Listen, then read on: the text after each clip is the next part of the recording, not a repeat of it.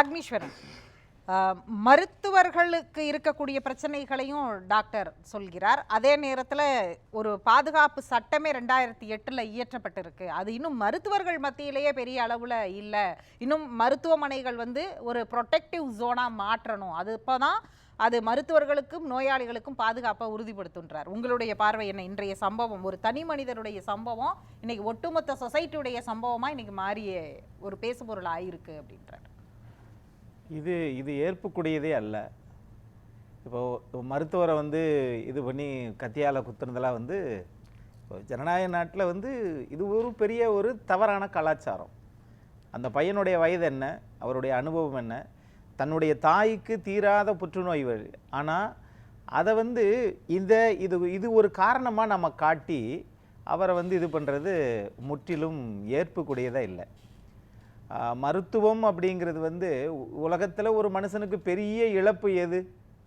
இறப்பை தவிர ஒரு பெரிய இழப்பே உலகத்தில் எதுவுமே கிடையாது. ஆனால் அந்த இறப்பிலிருந்து தங்களை தற்காத்து கொள்வதற்கு நாம் அரசு மருத்துவமனைக்கு போகிறோம். ஏற்கனவே ஒரு தனியார் மருத்துவமனையில் சொல்ல வேண்டிய அவசியமும் இல்லை.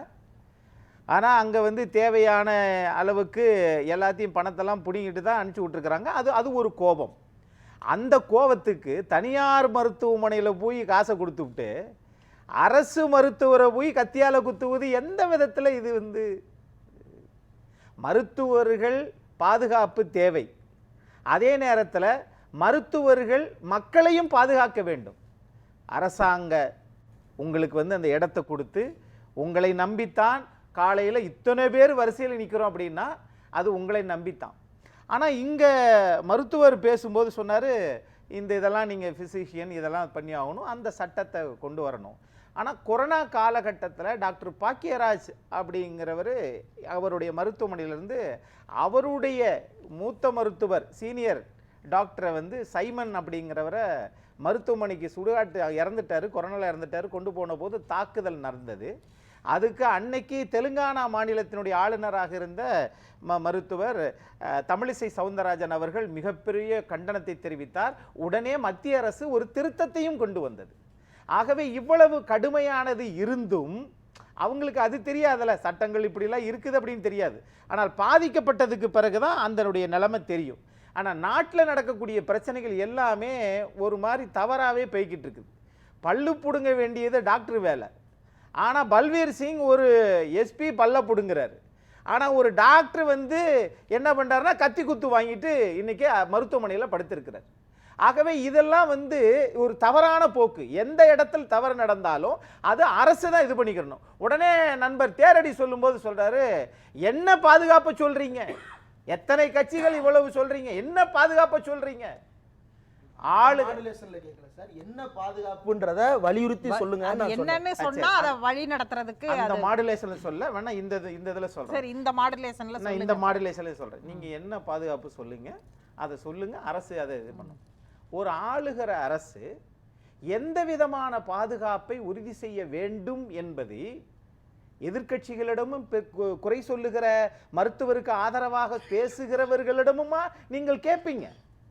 நான் ஒரு விஷயம் சொல்கிறேன். நண்பர் சொல்லும்போது சொன்னார், கத்தி எடுத்து போனால் இனிமேலுக்கு பழங்களே உள்ளுக்கு யாரும் வெட்ட முடியாது அப்படின்னு. ஆனால் நம்முடைய சென்னையில் புழல் சிறைச்சாலையில் பழத்துக்குள்ள கஞ்சா வச்சு கொண்டு போய் கொடுத்தாங்க.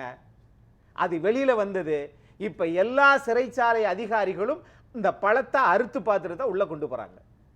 ஆக அங்கு எந்த பாதுகாப்பு கருதி எதை செய்தீர்களோ அதை ஏன் இங்கு செய்யக்கூடாது?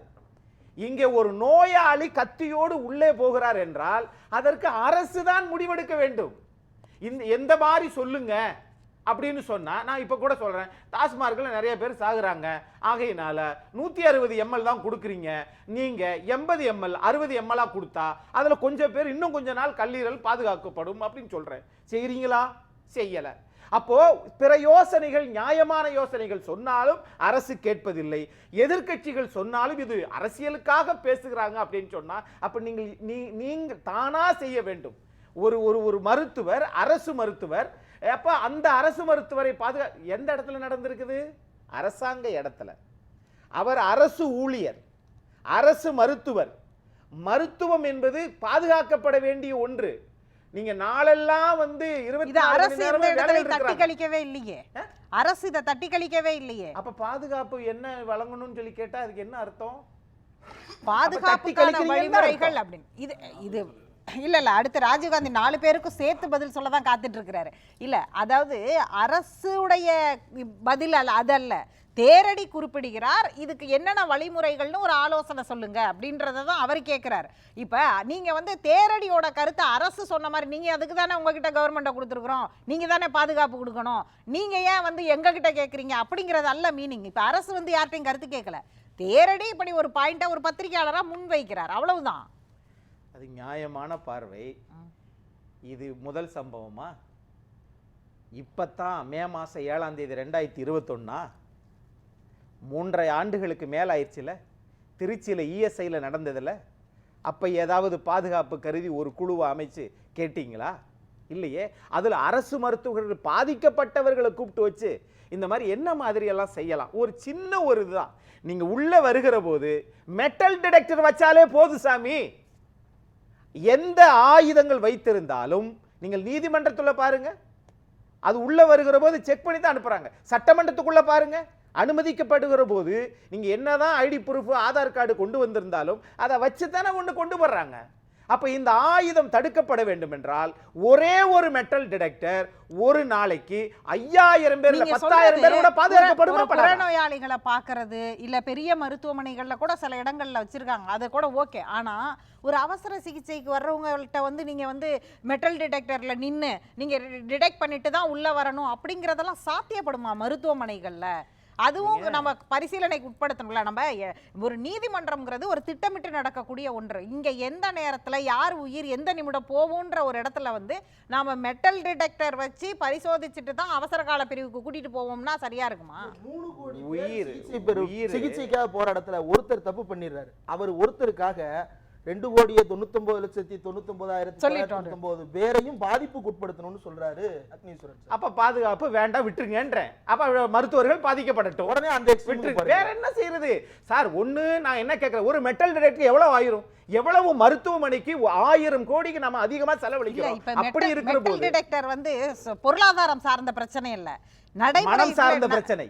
நான் கேக்குறதுக்கு நீங்க அட்ரஸே பண்ண மாட்டேங்கிறீங்க. நடைமுறையில அது எப்படி சார் சாத்தியம்? சரி மெட்டல் டிடெக்டர் அத சொல்ல வரேன். சரி கரெக்ட், மெட்டல் டிடெக்டர் வச்சு உள்ள சரியா போகணும். கரெக்ட், நீங்க சொன்ன கேட்டு மெடிக்கல் எக்யூப்மென்ட்ஸ் எல்லாம் எப்படி சார் இருக்கு? சர்ஜன்கள் யூஸ் பண்ற கத்தி கத்திரிக்கோல் அதெல்லாம் என்ன கணக்கு சார்? மருந்து பாட்டில்களை உடைச்சு அடிக்க முடியாதா சார்? நீங்க செய்யணும்னு நினைச்சா எப்படி வேணாலும் செய்யலாம் சார். மருத்துவருக்கு என்று ஒரு பாதை இருக்கிறது, நோயாளிக்குன்னு ஒரு பாதை இருக்குது. மருத்துவ உபகரணங்கள் போறதுக்கெல்லாம் மெட்டல் டிடெக்டர் யாரும் வைக்கல. மருத்துவர் தன்னாலே அதை கேட்கல. உள்ளார மருத்துவர் நோயாளிக்கு வந்து ட்ரீட்மெண்ட் கொடுக்கும் பொழுது யூஸ் பண்றது எல்லாமே கூர்மையான ஆயுதங்கள்லாம் இருக்குல்ல. அப்ப ஒரு நோயாளிக்கு வந்து சிரஞ்ச் பாட்டில்ல போடுற அந்த சிரஞ்சை ஆபத்துக்குரியதா மாத்துறதுக்கான ஒரு கருவியா கூட மாத்தலாம்ல. அப்ப நீங்க சொல்ற அந்த பாதுகாப்புங்கிறது எப்படி உறுதிப்படுத்தப்படும்? மெடிக்கல் எக்யூப்மெண்ட்ஸே ஒரு ஆயுதமா மாத்தினா என்ன பண்ணுவீங்கன்னு நான் கேட்கிறேன். சரியான கேள்வி கேட்டீங்க. அதற்கு 2008 சட்டத்தின்படியும் இன்றைக்கு இருக்கக்கூடிய பிஎன்எஸ் சட்டத்தின்படியும் அவருக்கு கடுமையான தண்டனையை வாங்கி அரசாங்கம் கொடுக்குமா என்கிற உத்தரவாதத்தை நண்பர் ராஜீவ்காந்தி தருவாரா? தேரடி தருவாரா? அப்போ ஒண்ணு செய்யுங்க. தேரடி ஏன் கொடுக்கணும்? ராஜீவ்காந்தி கிட்ட கேக்குறதாவது ஆளுங்கட்சிக்கு வந்திருக்கிற ரெப்ரசன்டேட்டிவ் பாதுகாப்பு எந்த விதமான பாதுகாப்புன்னு கேட்டார்ல, அதுக்காக சொன்னேன். சரி தேரடி சொல்ல வேணாம், நண்பர் ராஜீவ்காந்தி சொல்லட்டும். இப்ப ஒரு விஷயத்தை நடக்காம தடுக்கணும்னு சொன்னா அதற்கு என்ன முன்மாதிரியை இந்த அரசாங்கம் தமிழ்நாட்டிற்கு கொண்டு வர போகுது? ஒண்ணு பாதுகாப்பு கொடுக்கிறதுக்கும் சொல்றோம், அப்படின்னா நாங்க செய்ய முடியாது, சிரஞ்ச வச்சு கூட குத்தலாம் அப்படிங்கிறீங்க. அப்படின்னா இல்ல இது நீங்க ரீடிங் பிட்வீன் லைன்ஸ்ல பாசிங் கிளவுட்ஸ்ல எண்ணெய் சேர்த்ததுல சொல்றீங்க. அப்படி எல்லாம் செய்ய முடியாதுன்னு நான் ஒரு கேள்வியா ஒரு பத்திரிகையாளரா வைக்கிறேன். மெடிக்கல் எக்யூப்மென்ட்ஸ் கூர்மையான ஆயுதங்கள், அதுல இருந்து எப்படி நோயாளிகளையும் பாதுகாத்துக்கணும் மருத்துவர்களையும் பாதுகாத்துக்கணும். எமோஷனல் வயலன்ஸை எப்படி கட்டுப்படுத்துவீங்க? அதே நேரத்துல நோயாளியை பாதுகாக்கப்பட வேண்டும் என்றால் முதல்ல மருத்துவர் நல்லா இருக்கணும் இல்ல? அப்ப இதற்கு அரசு என்ன செய்ய போகிறது? நல்லாதான் இருக்கு. ஆனா நீங்க சொல்றதுக்கு நான் கேட்ட கேள்விக்கு நீங்க அதை அட்ரஸே பண்ண மாட்டேங்கிறீங்க. என்ன கேள்வி கேட்டீங்க? அதுக்கு என்ன அட்ரஸ்? சிரஞ்சீவில அதைத்தான் சொல்றேன். நீங்க அரசு மருத்துவர்களுக்கு என்று தனி பாதை இருக்குது, அதுலதான் அரசு உபகரணங்கள் கொண்டு போவாங்க. அதை வந்து பொது பாதையில கொண்டு போயிட்டு அதை நான் செக் பண்ணலாம் சொல்ல முடியாது. ஆகையினால நுழைவு வாயில தான் நீங்க சொல்லிக்கிட்டு இருக்கீங்க. நுழைவு வாயில அல்ல பிரச்சனை, பெட், பேஷண்ட் ரூம், அங்கதான் சூட் ரூம் வரைக்கும் இருக்கேன். இன்னைக்கு தனியார் மருத்துவமனைகள்லயும் அரசு மருத்துவமனைகளையும் அங்கெல்லாம் பாதுகாப்புறது எப்படின்னு கேக்குறேன் சாமி நானு. அதே அப்படிலாம் அதாவது இதுக்கு விதண்டாவாதத்துக்கு கேட்கல. நீங்க தான் மெட்டல் டிடெக்டருக்கு காசு இல்லையான்னு கேட்டீங்க. மெட்டல் டிடெக்டர் வந்து நீதிமன்றத்துல வைக்கும் போது ஏன் இங்க வைக்க கூடாதுன்னு நான் உடனே இதை கேட்கிறேன். நான் அடுத்த கேள்வியா மாற்று கேள்வியா இதை கேட்கிறேன். நுழைவு வாயில ஒரு மெட்டல் டிடெக்டர் வச்சுட்டா போதுமா? உள்ளர மெடிக்கல் எக்யூப்மெண்ட்ஸ் எல்லாமே கூர்மையான ஆயுதங்களே அப்படின்னு கேக்குறேன். அத வேற பாதையில கொண்டு போய் உள்ளர யார் யூஸ் பண்ண போறாங்க? தர வேண்டியது அரசினுடைய கடமை. தனி மனிதர்களுக்கும் சரி மருத்துவர்களுக்கும் சரி ரெண்டு பேருடைய பாதுகாப்பு உறுதி செய்யறதுக்கு அரசினுடைய கடமை. அந்த அரசு வந்து இந்த மாதிரி நடக்கிற போது அதை எப்படி அடுத்து பண்ண போறாங்கன்னு சொல்லிட்டு நீங்க தான் பரிசீலிக்கணுமே ஒழிய, அப்படி இல்லைன்னா பாதிக்கப்பட்ட மருத்துவர்களை அழைத்து எந்த நோக்கத்துக்காக இது நடந்தது, உள்நோக்கம்னு ஒண்ணு இருக்குல்ல, இவர் ஏன் அவர்கிட்ட போய் காசை கேட்கிறாரு? அப்போ இங்க தான் வந்து சார் சொன்னது மாதிரி இங்க மனநல பரிசோதகர்களும் எல்லா வார்டுலையும் இருக்கணும். அப்ப அவங்கள வாட்ச் பண்ணிட்டே இருக்கணும். அங்கதான் கேமரா இருக்குது, எல்லாத்துக்கும் தெரியத்தான் போகிறது. அப்ப இதுதான் நம்மளுடைய நோக்கமா பார்க்கிறோம். இன்னொன்னு அரசு வந்து மருத்துவமனையில போய் இருக்கிற போது, காலையில போயிருக்கும் போது இந்த மாதிரி இப்போ வருகை பதிவெல்லாம் பார்த்து ஆய்வு பண்ணியிருக்கிறாங்கல்ல, அதே மாதிரி இங்க எந்த மாதிரியான நடவடிக்கை எடுக்கணும்ன்றத அவங்க தான் பார்க்கணும் அப்படின்னு தான் நான் பார்க்கிறேன்.